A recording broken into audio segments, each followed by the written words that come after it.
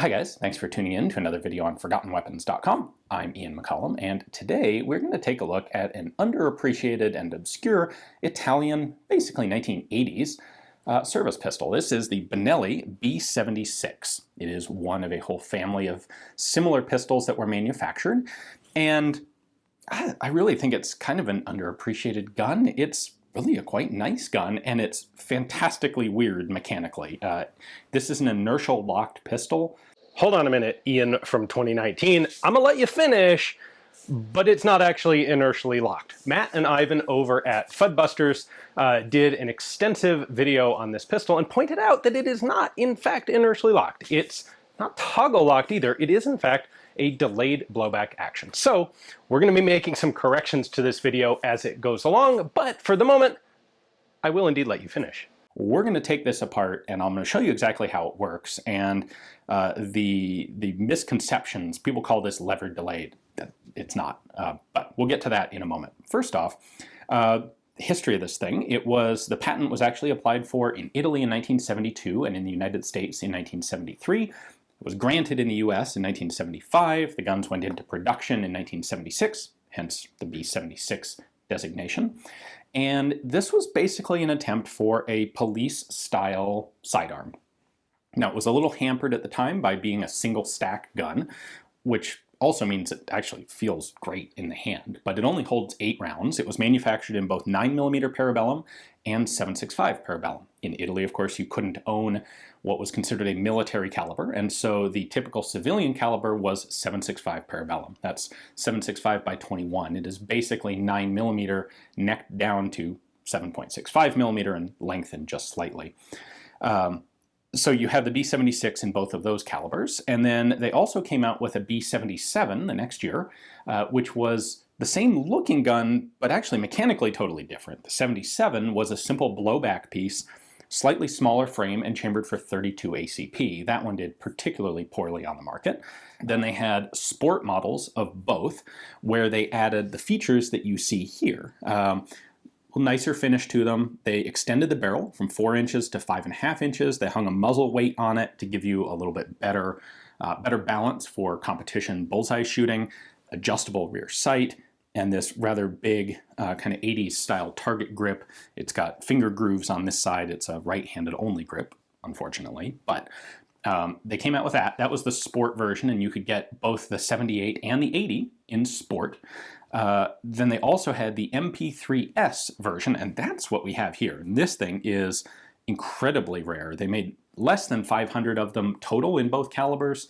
I say both calibers. The other caliber you could get this in besides 9 Parabellum was actually 32 Smith & Wesson long, which is going to sound really obscure to people who aren't familiar with bullseye pistol shooting, because the 32 Smith & Wesson long is actually a remarkably accurate caliber and has become very popular with rapid-fire bullseye shooting. And so it's actually, despite the sound, it's a remarkably appropriate caliber for them to have offered the really high-end version of the gun in. Now, the difference between the sport model and the MP3S was actually not that significant. It was just a single-action only trigger, where the standard models and the sport models have double-action, single-action triggers. The MP3S is single action only. Now, they did also come out with a B80 which was in 9x18 Ultra. So now you've got the confluence of like 3 different weird 1980s things. You've got a Benelli inertial locked autoloader in 9x18 Ultra, which was an attempt to have a more powerful blowback, a more powerful cartridge, but still just barely capable of being handled by a blowback action. There were a number of pistols that were chambered for this cartridge around this time period. None of them did all that well, and it faded fairly quickly into obscurity. Anyway, so you've got like 6 different versions or 8 different versions of the Benelli B76 system in general. In total, well, I'll tell you what, we'll get to what ended up happening to these guns in a moment.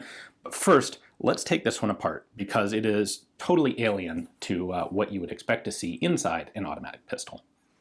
Here's the basic gun. This is the standard B76. This one is a really gnarly, ratty example, covered in corrosion, because I found it at a pawn shop and haven't taken the time to seriously clean it up yet. But that aside, I think this thing looks really super cool. That's probably the least important actual factor for a pistol, but I thought I'd throw it in there. All of our controls are here on the left side of the gun. The safety is actually a vertically traveling block. Down is fire, and you just slide it straight up. There's a white dot covered in grit in there. Up is safe, and in that position, the hammer is locked, the slide is locked, the trigger is locked. Nothing's happening as long as that safety's on. With the safety off, you have an external hammer here. This does have a double action trigger, so we can fire it in single. You can also fire it in double. Interestingly, what you have no way to do is decock the thing. There is no decocker. So if it's cocked and you would like to carry it with a double action first trigger pull, which is like the natural reason to have a double action trigger, your only option is to very carefully let the hammer down manually while pulling the trigger, which is not exactly a safe option, especially if you're considering this as an issue weapon for, say, a whole police department. Sooner or later, someone will shoot themselves or the wall trying to do that. The magazine release is also a bit odd in operating direction in that you don't push it in, you actually push it forward. So push that guy forward like so, and then you can pull out the magazine. We have an 8-round capacity magazine. The magazines are identical in both calibers, in 9x19 and 7.65 Parabellum. The B77 magazines in 32 ACP look pretty much the same, but they've got actually a big spacer at the back because the 32 ACP cartridge is so much shorter. One other control here is the slide lock, slide release. So this will lock open when it's empty, and then that's your slide release. The sights are a little bit unusual. They're not bad, but instead of having 3 dots, you actually have 3 vertical lines. Again, that one's all covered in gunk and worn off and ugly. But so your sight picture is to line up 3 vertical lines. It's not terrible, but it's a little different than what we might expect normally. Before we take it apart, I do need to show you the MP3S up close. It comes in this awesome late 1980s leather-covered case. Benelli. A couple of locking catches on the front. Oh yeah. Got a little compartment here with some cleaning supplies and a spare magazine. It is interesting to note the magazines for the MP3S are not the same as the magazines for the standard pistol. There's a blocking bar right there, and this groove in the back of the magazine actually comes in deep enough to stop the follower at this point. So you can actually, well, you can load 8 rounds in the standard magazine, you can only load 5 in the MP3S, and that would of course have to do with its intended use for bullseye competition, where 5-round magazines are kind of the standard. As for the gun itself, they gave it a nicer finish. Of course, my beat-up standard model is nothing to really compare to, but there's a very nice glossy blue finish on this guy. All the controls are the same, but of course you can see that it has this target grip on it here. And it is not a double action trigger, single action only. There is a muzzle weight that has been added to the end, and that just hangs off on the end of the barrel. So if I cock the hammer and then pull the slide back, you can see it's just kind of hanging off the end there.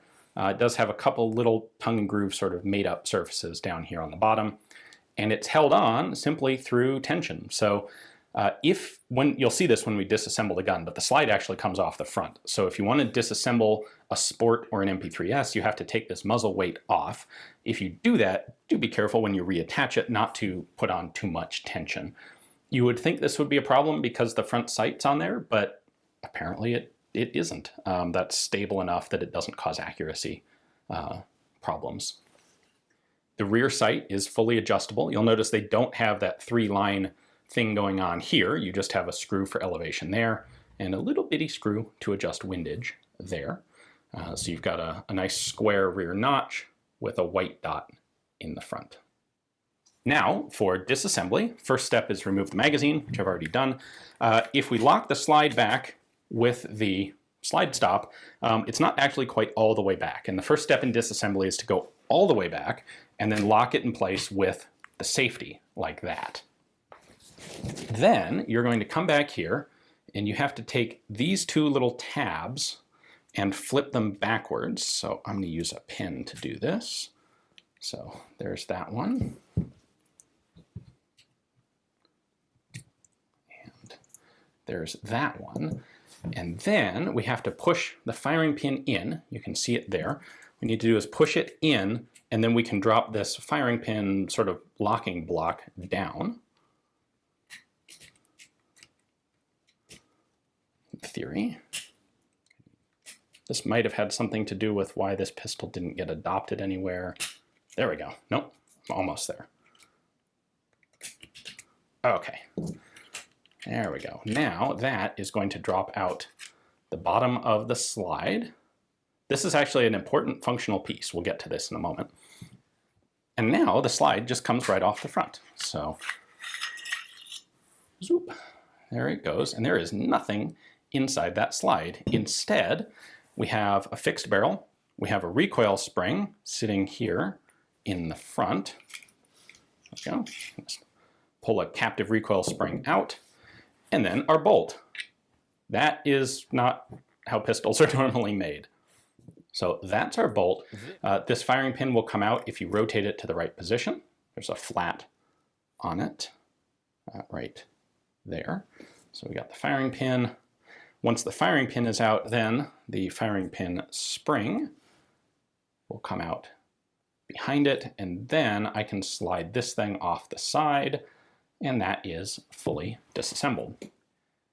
All right, so here's the whole thing field stripped. It's a little finicky to get this rear block out. Once you've done that, the whole thing comes apart very easily. All right, the way this works is when the bolt is in battery, like so, the back end of the bolt drops down, and we have a surface right here, very small, but there it is right there, that locks up against that surface down there in the frame. And this looks like a tilting bolt, like you would have in a FAL. However, the truth, and what I missed when I originally did this video, is that that locking surface is not actually a locking surface. It's not vertical, it's actually angled slightly backward. And so if you press on the bolt face by, say, putting a cleaning rod down the barrel, it is going to slide up that angled surface like so. Hold the front down there to stabilize it. And it's going to pop up and cycle backward. That's why this is in fact a delayed blowback pistol. Now it's a little more complicated than that. There's another step in here because we have this rear block in the gun. And when the gun is assembled, it fits together like this. This block is locked into the slide, into that groove in the slide. And then we have this weird flapper piece that sits here locked in the upward position. And when this is assembled with the slide on it, this flapper is pushed up against the top of the inside of the slide, and it's pushed up against the back here, and it's forcing the bolt downwards. Now, what happens when you fire is you've got pressure from the cartridge pushing back, from the cartridge case, pushing back on the bolt. That force is going to go into this angled surface, similar to what you would actually see on something like the roller in an HK roller delay gun. And it's going to push backward, which is going to, so it's going to try to come up, but it can't come up because this flapper is flush against the top of the slide. Instead, it's going to push that flapper backwards. Well, the thing that this is connected to is also the slide. And so what we have here is a magnification of the force. A little bit of angle, of movement here is actually going to cause a magnified amount of movement backwards of the slide. And the mass that it's moving backwards is the whole slide as well as this rear block. So you've got an extra mass that has to push backward before that bolt can come fully up, and then the whole thing can cycle back. So that is your delaying mechanism. I still think that the idea that this is a lever delay is incorrect. This isn't acting as a lever here so much as it's just acting as a moving link to connect the bolt, which is trying to move vertically, with the slide, which has to move backwards. So you've got to have some sort of toggle between them, and that's what you get there. And that's not the same as a lever delayed mechanism. Now, once the slide has gone just slightly backward, this lifts up, and then the whole thing comes back and cycles just like you would expect any other pistol to do. All right, there's one other odd feature here, and it's this sort of strange plug in the top of the breech block. That plug interacts or interfaces with that cutout in the slide, and it's there to ensure that once the slide gets moving, it will catch the breech block and pull it all the way back. So this guy's just sitting right in there. Once the slide starts moving back, it's going to catch onto this and pull the breech block back with it. All right, a couple last things to add in. First off, the chamber is fluted to aid with extraction. You can see the flutes. They don't run very far back, but they are there at the case mouth. That's to help. And there is actually a loaded chamber indicator right in here. If I cycle the slide back, you can see that little red mark. In theory, when you have a cartridge loaded, that will lift up and it'll be visible. But as others have noted, it's kind of only visible if you're looking down the muzzle of the gun. So maybe of marginal utility. This is marked Sile Incorporated of New York, New York. They were the importer for Benelli. And then on the other side, we have Benelli Army, SPA, the company out of Urbino, Italy. The model, which is B76, and of course the serial number on both the slide and the frame. And then we also have the serial number on the barrel, as well as a caliber marking. On the MP3S, we don't have a caliber marking on the barrel. Instead, we have it here on the slide, 9 para, along with the model designation, MP3S, and then all the same information. In total, production of these guns was something less than 10,000. I've been unable to find any solid numbers on them, just I think basically speculative estimates. As far as the MP3S guns, you're talking less than 500 total made. Most of those in 32 Smith & Wesson long, because if you are that high-end bullseye shooter, you're going to be more interested in that cartridge than in 9 Parabellum. So there are only 3 or 4 examples, I think, known of the 9mm Parabellum ones in the country here. This one has been graciously and generously loaned to me by Todd. Thank you very much, Todd. I appreciate it. And so I think at this point, these went out of production in 1990. Like I said, they just never managed to get popular. I think people don't really think of Benelli as a handgun company. These were developed right around the time period when people were really starting to popularize double-stack magazines in police-type service pistols. And there are a few issues with these. The safety is not particularly ergonomic to use. All of these factors being unfortunate, I think, because it's a very comfortable gun. I think it looks really nice. And, well, I think the last thing left to do is actually to take these out to the range and see if that MP3S really does give a benefit, at least give benefit to me, over shooting the standard model. So we're going to go ahead and do that tomorrow. In the meantime, stick around. Hope you enjoyed the video. Thanks for watching.